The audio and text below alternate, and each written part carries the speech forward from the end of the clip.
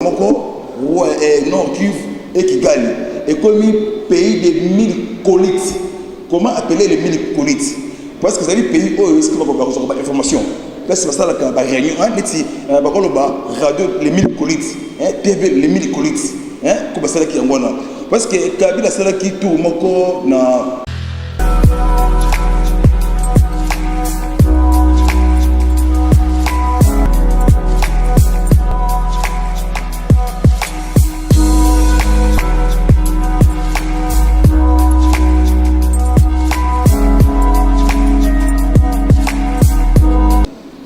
Merci Yabiso Balandi. Oba Mesana chaque fois qu'on Yabiso.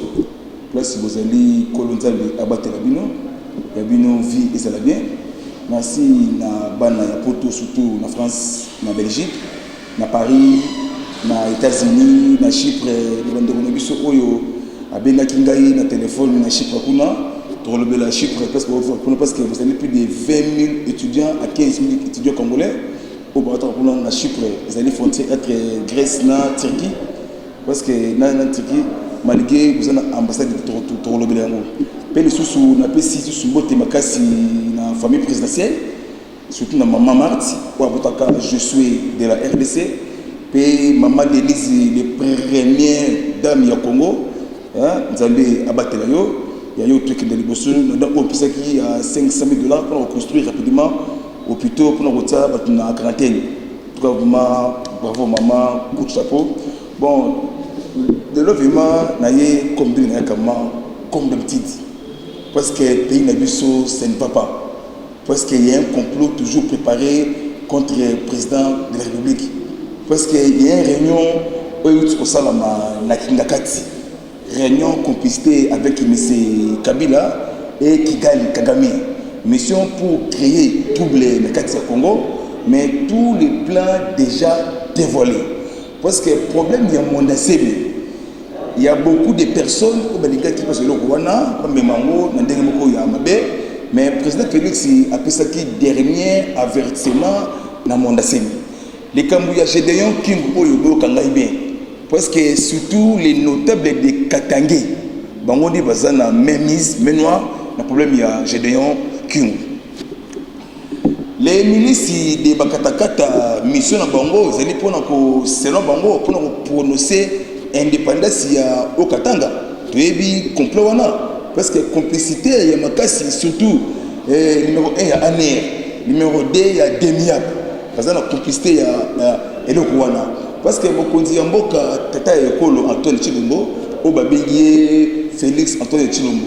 Le président Singaki, arrestation à l'immédiat, il y a Gédéon qui va transférer dans le niveau de Kinshasa. Parce que Gédéon Kingu, l'autorité militaire, les officiers, va placer Azali. Parce que Gédéon Kingu, c'est un élément bien planifié, préparé, Nakanambe Kazembere, mais c'est pour créer trouble. Parce qu'il y a une complicité, Oyo Isalamaki, na Kanakati, il y a Kasumbalesa, na Likasi. Parce que Gédéon Kingu, Azalaka n'a condamné à mort. Mais Nani Oyo Abimisa Kaye na prison, à la liberté provisoire. Mais c'est Joseph Kabila Kanambe Kazemere, où il appelle ça Kaye liberté provisoire. Azalaka déjà condamné, mais pourquoi Abimisa Moutouana? En plus, c'est ça, il y a un polo, comme Shikata. Shikata, ils allaient Wumela na Chouaïd. On est ici, ce n'est pas le moment. Il y a créer des troubles, ce n'est pas le moment. Au moment, il y a Congo et Bimanamorumbu, chaque province est développée. Partout, tout le monde a kiwi, tout le monde a Mboka ou Azako Mabisoma na espoir. Parce que tant que Joseph Kabila a Yambaka, les notables de Katangé, il y a Katangé dans le Kati, beaucoup de Kabila est on a ici le machine, c'est bien. Pourquoi moi je dis le machine est bien? Parce que ceux qui j'ai d'ailleurs King, selon j'ai d'ailleurs King, ceux qui a réussi Katanga, a prononcé et commis indépendance. C'est comme pays de Katia, un pays. Après, Zoé Kabila, Oyaza, la Tanganyika, il a prononcé et commis pays. Mais les Roubaix avec quelques personnes inutiles rwandais, pe ba ko dénoncer ba ko procès ba la moko Nord Kivu et Kigali et comme pays de 1000 colites. Comment appeler les 1000 colites? Parce que c'est un pays où est-ce que va avoir information. Là c'est ça la réunion hein neti ba ko ba radio les 1000 colites hein TV les 1000 colites hein comme ça qui ngona parce que Kabila ça qui tout moko na Lubumbashi a quelqu'un qui soutenir les maïmaï autodéfense des minibouis autour il y a Makambouana mais Dieu a donné nous président Fati il y a beaucoup de sagesse parce que meilleur renseignement militaire pour dénoncer en tout cas Nzambe et Israël Tindaki Fati au Congo en tout cas protéger le président Félix Bombaye dans Makila Yamabe et Salamate et là Kabila abenaki ba notable parce que ba notable ya Bakatange ya kata Bakatange bazana kati ya makambo ya Gédéon Kim comment que les députés Katange parce que ya arrestation ya Kim il y a un main noir il y a une complicité hein Fati au Karabiso parce que tout ça vous na Congo oyo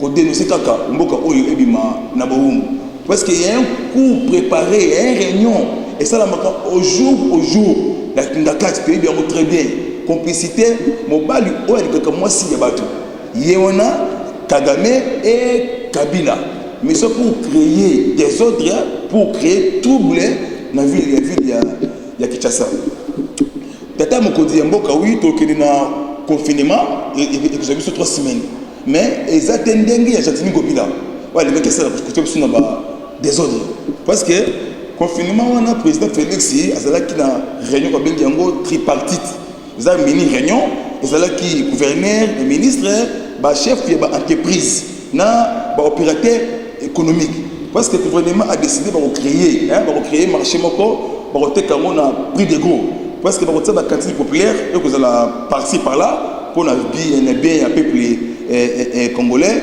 en plus si président Yemoko a ça le message parce que les minutes où mboka na biso c'est dans état d'urgence sanitaire mboka na biso na minutes où accord et mboka parce que cash FCC bazana musika c'est des kamuna il y a état d'urgence sanitaire c'est ça la politique il y a Félix Antoine Tshilombo vraiment coup de chapeau le président continuer toi toujours derrière nayo parce que lobby dans le Vatican Pape François a voulu prier parce que Pape a compris parce que les vrais élus peuple de Dieu peuple africain parce que c'est virus hein parce que virus est diabolique pour détruire Afrique mais Nzambe ça madame mingi ya biso mokonzi mboka a voulu ko boya makasi vraiment a lobby pas question peuple na ezali peuple moko béni na mboka oyo to reçoit vaccin wana te parce que vaccin wana to reçoit monter pourquoi parce que le monsieur Bill Gates c'est un magicien Bill Gates c'est un diable de franc-maçonnerie mais c'est pour détruire l'Afrique Moutabobi Congo c'est monsieur Bill Gates nani abosana monter hein le oyo Bill Gates a eu divorcé na Melinda sa femme parce que Melinda a signé divorce parce que Bill Gates a bomi Afrique ndenge moko ya mabe Pape François a eu prier na ba fidèle catholique na Vatican mais comme si biso tanga bandi prière si moko sama ki likolo ya makasi papier moko bangaki akombisi Nzambe mais tomoni akobi ko baiser ba pied ya ba noir na kati ya Vatican et lobini parce que peuple africain a bomaki ça la mabete mais complicité peuple blanc avec les complicités les dirigeants pour détruire notre richesse merci vraiment na ministre professeur de l'économie kuna na Congo central une semaine il y a tous les expatriés qui se bloquent au prix pour le peuple congolais azala vraiment na esengomini vraiment coronavirus aussi là parce que mois d'avril ils allaient moko béni moko guéri la maladie tout et robika parce que selon les chercheurs ya monde américain balobi ezala qui produit chimique bon ezala qui parce que ba tester ngo ezali uranium ya chikolobwe ya Katanga parce que complicité Kabila avec les autres chinois ndé salaki parce que complicité ko kanga gérant souvent ndé panzani sali ba dégâts parce que voilà ndeli bon wana et outil précisément na RDC ezali uranium ya chikolobwe parce qu'il y a beaucoup des opposants qui ont évacué. Surtout Moto Babengi, Martin Fayulu, on a fini avec la vérité, parce que Martin c'est un diable esprit mabé, comme Bato Baningi Mboka Tamboula, même Katumbi, Azali la main noire, Makamboka, on a pays effacé. Parce que la scène du président Félix, ce n'est pas le moment d'application, il faut agir malamako. Parce que Bato Baza vraiment sans pitié contre le peuple congolais. Next, maman Olive Lembe. Maman Olive Lembe, biso a tout à Bato Té, donc biso bien. Nous parlons la vérité de notre pays. Parce que matin, midi, soir, tout ça la tête, bénéficier. Parce que vous avez vu à Bogamba, étape par étape. Moi, il y a qui est la politique, n'est pas avec beaucoup des ambitions politiques. Parce que lobby, autre autorité. En tout cas, merci à vous, les diasporas. Partout, vraiment, un coup de chapeau, vraiment, bravo, Nabino. Avant la côte à bord, il y a Olive Lembe. Parce que la carte, il y a Chypre. Chypre, qu'on a vraiment frontière entre Grèce, pays Moussouana. Parce que il y a plus de 20 000 étudiants congolais. Au Batangaka, pendant le bloc comme Abatuba, on s'en va. Qu'on a la carte, il y a ambassade. Ambassade exacte. Na le chef de l'État, comme on a la nomination, il y a un ambassadeur. Ça va plus vite. Plus vite, au tinda ambassadeur Moko, à qui est dans le pays où il y a Chypre. Donc, à qui est parce que nous avons beaucoup d'étudiants congolais qui ont vraiment pour le ministre, le gouverneur, le député, vraiment parce que nous avons vraiment l'ambassade de Kuna exacte. Mais il y a plus de 20 000, il y a 15 000 à 20 000 étudiants qui ont président de la communauté IDPS, il y a des étudiants dans le pays où il y a Chypre, comme on a JP, Chypre, Grèce, Grèce, entre Grèce et Rome, pays où on a JP, ce que ça dit, message comme ma père Mokondi Mboka, parce qu'il va retirer la nouveau ambassadeur aux Alakuna, pour tout besoin de contact avec l'ambassade. Oui, les sous les Cambouis, les directeurs sur ma casse, vraiment. Parce que maman Olive Lembe, il a rabais sur le coup, tu penses que vous avez une information. Parce que vous avez qui ancien première dame, honoré. Parce que tout le monde qui est na chloroquine. Au bout de ça, docteur Mouyembe, il a inherbé. Bon, et comme aussi parce que jamais il y a quelque chose dans la pharmacie. Jamais il y a quelque chose dans le laboratoire. Parce que pourquoi refuser le pouvoir en quarantaine? Parce que Bakuti na kati ya logo, il y a le logo Copa Luana, il y a deux pays. Soit disant croquis du monde est en Belgique, mais biso tout ça dans le monde de recherche et d'information, babegi kuna balobino Belgique qui a tiré déjà pour ça la bablo Luana, croquis Luana. Babengi pe kuna na ngete pesa ya yangote. Sikoyo bosu croquis Luana wapi. Tout est la vérité. Au moins Nzambe Nzambe est puissant. Les Cambiama, oya bolili et bimanga na ça. Tant que vous êtes bimi, il fait mon côté. En tout cas, moi les balobi produits pharmaceutiques, ils allaient douteuse. Vous voyez pas c'est l'ango exact. Mais le col a déjà mon conduit en boucle, le ça a confiance. Il y a Jean-Jacques Mouyembe, il y a un moyen qui est chloroquine, il y a pharmakina. Vous voyez ça non kiff. Baluka moyen ba pesa biso médicament wana tobi kalango en plus si na sengi na ba habitat ya Tchango en tout cas beaucoup de respect avec décision ya chef de l'état bozwa coronavirus jeté c'est un malade pesa ba mabato sans pitié bozwa ngo jeté bo respecter vraiment décision wana tant bo banda vraiment confinement na kati ya mboka vraiment moto tout vraiment faut respecter vraiment 3 semaines na palais. Pour la collègue Bangate, Mokondi Mboka vraiment 15 millions au Baïbaka wana ekozonga vraiment yango ekosumble so vraiment balosu na palais na madesu parce que ndeko Camille so zaka vraiment congolais solo mutaniki fati ndinga pesa 30 ngombe na Rwanda alika ki pesa biso ata ba désinfectant ata loso mais asali yango te asana kosunga ya biso président Félix T mboka oyo ezali mboka quand même na banga Nzambe ezali mboka oyo ya bakoko na biso pays de nos ancêtres. En tout cas, coup de chapeau, bravo, dans son excellence. Moi, il y a Maman Marthe, il y a Papa Etienne Mamolumba, super héros national. Abotaka vraiment, il y a un homme de sagesse, un homme de l'Afrique. Oh, le peuple est fier partout. Même les peuples africains priaient beaucoup avec Fatih, parce que notre espoir. En tout cas, vraiment, Dieu merci vraiment. Bomba Fatih, Nzambe, le bateau Bakassé, Nzambe Wani, Fatih Wani, Chilobo Wani, Marti Wani, Denis Wani, Ngape Miyaki Wani. Bon, alors qu'on a mis le bino parce que Kabila c'est un diable de Tasmania. Tala Makamasala Karambo na biso oyo parce que Fatih c'est un homme sage parce que mutu oyo asala na service ya cinéma Israël ko sara na parce que bimboka oyo ati azet. Tala bato ba télévision na kati ya Congo pa ba de biso 1. To bandi awa. Général Jean Biguete, Biguete, auditeur général des armées, magistrat militaire rwandais, mais dévoilé, Côte d'Ivoire. D. Général Malik, qui est GG, inspecteur général des armées congolaises, c'est un Rwandais. Tu es le troisième. Général Obedi Bouabasira, commandant 5e région militaire Kananga, dévoilé.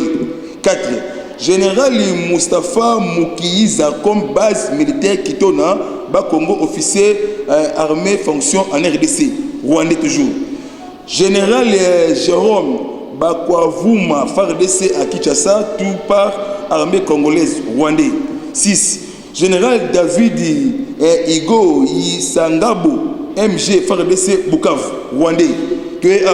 Général Ibolingo Manteni, 10e région militaire, Rwandais. Général Massandu, MG, FARDC, chargé de logistique, Rwandais. Colonel Bonane, commandant brigade en Ituri, Rwandais. 10e. Colonel François Kamazi, CNF en brigade, Rwandais. 11e. Colonel Mwanya Moubabo François, commandant brigade, Rwandais, Équateur. 12e. Colonel Bissago, MG FARDC Rwandais. Puis en 3e. Colonel Mouindo Mundos François, c'est un Rwandais. Oh, bon, qui Mamadou Ndala. Parce que déjà, comme déjà Sicile, parce qu'elle va renommer généraux congolaises. On va partout pour le Kabila et autres Rwandais. Effectivement, c'est fini pour la vie, tout ça déjà dévoilé. 14e. Colonel 0. Il y a comme colonel 0. Toujours c'est Rwandais. Colonel 0, bravo MG FARDC, chargé de mixage, je vois bien, chargé de mixage, chargé de mixage, mixage intégration, Rwandais. 15e, colonel Wao, Rumbero, MG, FARDC, 7e, tout haut, ce sont les Rwandais, au Bayaki, on va prendre un Kozouamboka, mais Djebon et Simbiti. N'ayebisi Kabila Binamkousé, geste Oyosa qui le 24 janvier 2019. Geste moko symbolique. Pourquoi? Au Sala qui passation civilisée, démocratique, historique. Tant que déjà pour ça qui emblème, drapeau Yamboka, Namaboko ya Fati, au Pessi Bomoto ya Babantu, donc Rwandais a Pessi Mboka ya Congolais Naba. Nabatu o tuyo okosala ozonga pe ekomema yo na liwa parce que mokonzi ya mboka o babengi ye Antoine Tshilombo commandant suprême parce que tant apesa ki mboka na ye le 23 juin 2020 na martyr chose moko symbolique en plus si ordonnance au chef autiko signé awa suka awa parce que na suka na wana ordonnance wana ko zango jeté surtout ya suka ezali agence lutte contre la corruption et le terrorisme. En tout cas, il y a beaucoup de personnes par aux arrêtés. Ce que et l'autre comme Sibiso, bateau président a nommé Bakombo Atangité. Atangité. Est-ce que le président a nommé Trump pour l'interrogation? Est-ce que le président a nommé Mike Pompeo pour l'interrogation? Ce que c'est un conseil stratégique. Stratégique. C'est ce que parce que alors les anciens conseillers a nommé nouveau conseiller remplacé bureau il y avait le solo Bambi alors Bambo ce que équipe wana keba source dans ce keba ba ko intégrer FBI américain parce que secrétaire d'État américain avant calamité ça Congo awa parce que y a awa pour la lutte contre la terrorisme parce que pain victoire avec Messé Salé de pain victoire et Transgazel Mino Congo bah ça un problème très sérieux. Congolais partout la mouka pour la terre, notre pays le plus beau au bâti la bisoto bonde lango tout boka tribalisme aux âmes Congo congolais muluba wewe uji chimani tout nous allons ba congolais papa ngina beto papa bandu ndumbote na beno ba toto wakatanga jambo bana ya Kasai betwabu jambo bipa bish en tout cas vraiment bolingo toujours na sima fati betumba otologi yango banga te fati ko fati ça déjà soutenu le qu'on a arrêté ba mort na kati ya cabinet ya fati parce que dernier liwa ya Jacques Ilunga c'est fini na sengi na les deux personnes surtout Kabuya et Jean-Marc ba les calmes médias ko la musabo on a vu ce l'air est grave on a vu parce qu'il y a un complot pour détruire pour tuer mais nous base to kati makambwana to telemi na ko ba pe na papa edungue mutuna ngenge parce que papa vraiment il faut ça un homme de c'est ça parce que il est presque kotango il faut le cas na cellule na base bayo pour ça la déclaration devant drapeau il est presque aux membres il faut le cas na cellule mais sur carte biométrique ndi ba comme membre ya il est presque parce que eux allaient être traités de mouvement de gauche eux allaient IDPS parce que to bunda to beta mobutu to beta musée biso bitumbate to bona biso trouble to boyi ba bloko wana eux allaient moment ya trouble te to boyi ba infiltrer ba pour détruire IDPS na c'est partout ba combattant bo moko bolingo union fait la force tout ça oeza liboso c'est la démocratie on a droit aux amisala tant que bunda ka big ba bezala raté national secrétaire tout le droit la balabala comme ba défis bato batangate maintenant tous ceux qui votent toi na droit ya kosuna bona tous ekiliboso merci vraiment pour na kosukisa libanga na bosanga ki colonel Bisatu colonel Gisando Eli MG Nord Kivu colonel Birori Benjamin conseiller militaire colonel Papiri Jonas commandant brigade Équateur Nord Kivu sikoyo il y a beaucoup de 600 officiers rwandais au bazali infiltrés dans l'armée congolaise 200 colonels rwandais 50 majors tout déjà dévoilé bobanga te fati a osala makambo et salamate mboka na biso bebi 50 ans 32 ans ya maréchal Mobutu 18 ans ya Hippolyte Kanambe Kazembere mwana maman Marceli na 4 ya papa na ye musée Kabila moke bebi et bon ngambala moko zeli pas par pas bon ngambala moko te tolia tolemba pour sa confiance dans mokonzi ya mboka lokola sengi arrestation immédiate ya monsieur King général Kangaye il y a un complicité main noire les officiers qui soi-disant avec réserve les messapé John Numbi complicité sur cette affaire parce que lobby na Machipisha il y a beaucoup de coups de balle au lobby de 21h jusqu'à 5h du matin on a ici bato Kabila mabuye bisika bozali boy bango fati toujours bato ba kindi bango mba mangenge ko prier pour la Félix pour la mboka o ezala bien pour na kosukisa mon numéro toujours au bengi la biso sur WhatsApp parce que coronavirus vraiment ezali parce que ezala ki maladie ya mindele bon ben gérance na bango ba ko gérer en côté et bimi libanda de sali ba dégâts wana Etienne Mamulumba ebisaki biso abala père IDPS viva yango wana bako na biso parce que malade ezali oluki mwa kashine na yo en plus kashine oyo ya soi-disant ya Jeannette tosel la côté biso to kosala la kashine ya chemise na ngai na kati yango na lokuba élastique bateli na salika kashine au moins que lobby bana tchanga ba utiko menacer parce que la moni que peuple comme une vigilance en tout cas bravo vraiment coup de chapeau oui parce que te boy farcé parce que tout le monde mondial na cantine na vaccin en tout cas au même ngambo tozo yango c'est un vaccin démoniaque pour détruire notre pays avant la mkona tongo sokoli maboko na yo mboti awa toujours système ya kudi ou bien pesi muninga lokolo sapato mutuze la musika bonjour musika ka toujours ka 1 mètre En tout cas, merci de la diaspora. Merci à Roger Louma, Molobeli Monene, chef de l'État à Paris. Puis la postalité parti Kimbemba de Paris, Motunangaï, pasteur, évangéliste Papi Loufou, en Hollande. Puis Edison, en tout cas Edison, en tout cas, ça y est mystique, parce que bon, on a vraiment, et ce gars, il Edison, il a confirmé la palais, pour bimater, P. Jonas, Motumala, vraiment, continuer conseil na yo. Maman Mimi na France, maman Marie, Bozali Ebele, maman pasteur, Bosungra Biso, maman toujours contact tout ça là bien, pe Bosambela makasi. Maladie wana eko toucher peuple noir te kuna na monde wana. Ba ndele ba uti ko créer un bon Dieu. Ba moni ki peuple noir, peuple le vrai peuple yanzambe.